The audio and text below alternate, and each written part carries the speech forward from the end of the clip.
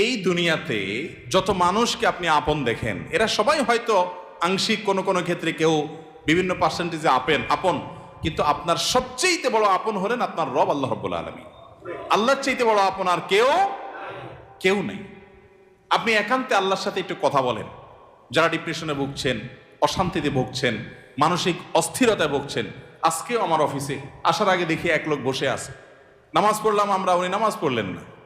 তো আমি যার মাধ্যমে আসছে তাকে জিজ্ঞেস করলাম, নামাজ পড়লেন, উনি কি মুসলমান না? বলে মুসলমান, কিন্তু উনি অন্য জগতে আছে। কি? উনি আত্মহত্যা করবে। আজকের ঘটনা, উনি আত্মহত্যা করবে, উনি আসছে। হাসছেন আপনারা? এর আগে এক জুমা অফিস থেকে আমাকে ফোন দিল, জুমার নামাজ পড়াইতে ঢুকবো, বলতেছে এক লোক অফিসে এসে ঢুকছে, আপনার সাথে দেখা করবে, সে আত্মহত্যা করবে, জুমার নামাজও পড়বে না, এখন মরার আগে আপনার সাথে একটু দেখা করতে চায়। আমি আছি নারায়ণগঞ্জ, আর সে ঢাকায় অফিসে।